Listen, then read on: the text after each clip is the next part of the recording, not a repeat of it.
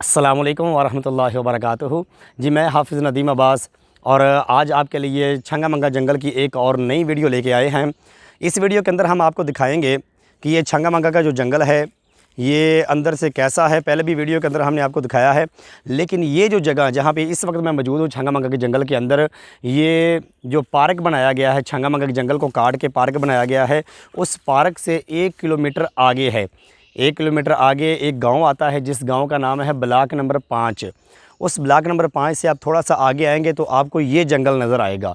ठीक है, ये जंगल जो आपको घना जंगल नज़र आ रहा है, ये देखिए, ये अंदर से ये जंगल, यहाँ पे लोग बहुत कम आते हैं। यहाँ पे इल्ला कलील 1-2 आदमी बहुत मुश्किल से आते हैं। अगर यहाँ पे कोई आएगा भी तो वो सिर्फ़ अपने काम से, अपने मतलब से आएगा, क्योंकि कुछ लोग हैं जो यहाँ पे घास वगैरह अपने जानवरों के लिए लेने के लिए आते हैं, वो लोग ही यहाँ तक आते हैं। इसके अलावा यहाँ पे लोग नहीं आते, तो यहाँ पे लोग आने की ज़रूरत नहीं करते। ये छंगा मंगा के जंगल के अंदर वो जगह है। ये फिर मैं आपको बताऊं, अगर आप आते हैं छंगा जंगल के अंदर जो झील बनाई गई है, उस झील से अगर आप आते हैं आगे 1 किलोमीटर आगे आप आते हैं, आगे का आपको गांव नज़र आएगा जिस गांव का नाम है ब्लॉक नंबर 5। उस गांव से भी अगर आप आगे 1 किलोमीटर आगे आते हैं तो यहाँ पे अगर आप देखेंगे तो आपको ये नज़र आएगा कि ये जंगल है। और इस जंगल को हम आगे आपको दिखाते हैं कि इस जंगल को अंदर से काट के और उसके बाद कुछ छोटे दरख्त लगाए गए हैं, छोटे छोटे दरख्त लगाए गए हैं। यानी कि जंगल को काट के छोटे छोटे दरख्त लगाने का मकसद ये होता है कि ये जो पहले वाले जंगल के दरख्त होते हैं उन्हें काट के फ़रोख्त कर दिया जाता है, या उन्हें काट के गवर्नमेंट जो वो अपने इस्तेमाल में ले आती हैं और फिर छोटे जो दरख्त लगाए जाते हैं। ये देखें, इस वक्त जहाँ पे मैं आपको लेके जा रहा हूँ, ये आए आपको दिखाते हैं। ये सारे का सारा रकबा ये जो नज़र आपको आ रहा है, ये सारे का सारा रकबा जो है, यहाँ पर उन्होंने जंगल को काटा हुआ है। हुकूमत ने यहाँ से जंगल को काट के तो यहाँ पे छोटे छोटे दरख्त लगा रहे हैं। लेकिन ये भी जगह ऐसी है कि यहाँ पे लोग जो होते हैं ना, वो आते हैं घास वगैरह लेने के लिए आते हैं, ठीक है, अपने जानवरों के लिए। और ये छंगा मंगा शहर से काफ़ी दूर है। छंगा मंगा शहर से जो पार्क है वो तकरीबन 5 किलोमीटर के फासले पर। ये आपको एक परिंदे की आवाज़ सुनाई दे रही होगी मेरे ख़्याल में, बहुत प्यारी आवाज़ है। ये बहुत ज़्यादा हमारे जंगल के अंदर पाए जाते हैं, जिसे काला तितर कहा जाता है। ये आप आवाज़ सुनेंगे अभी थोड़ी देर को दोबारा फिर इसकी आवाज़ आएगी। ये देखें, ये कितनी प्यारी आवाज़ है। इसे काला तितर कहते हैं। ये बहुत नायाब किस्म के होते हैं और इनको पकड़ने के ऊपर पाबंदी होती है।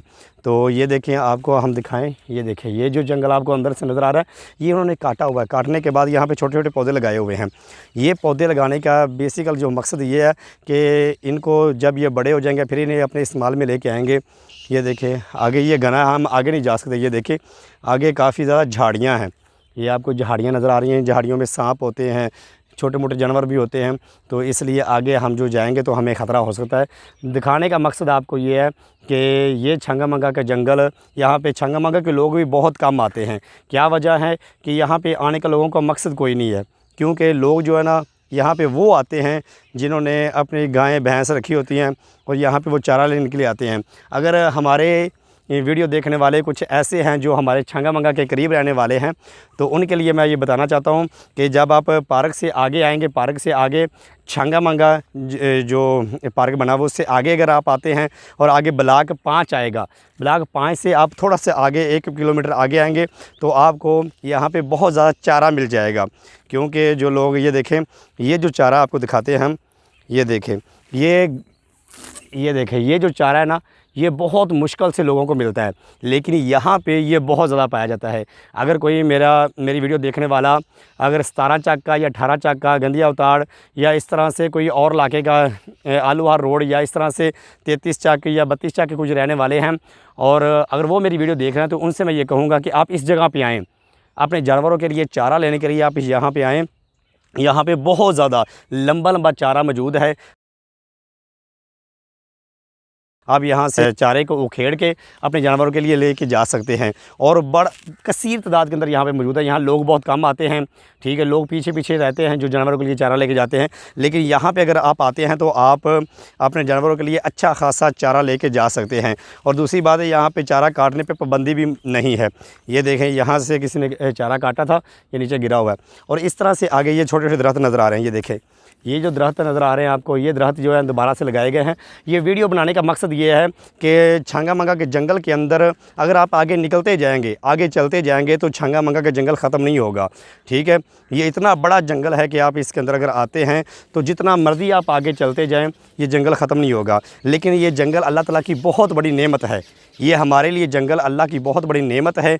ये ख़ास करके हम छंगा मंगा के लिए और पाकिस्तान वालों के लिए ये बहुत बड़ी नेमत है। यहाँ पे हर तरह की जड़ी बूटियाँ मौजूद हैं।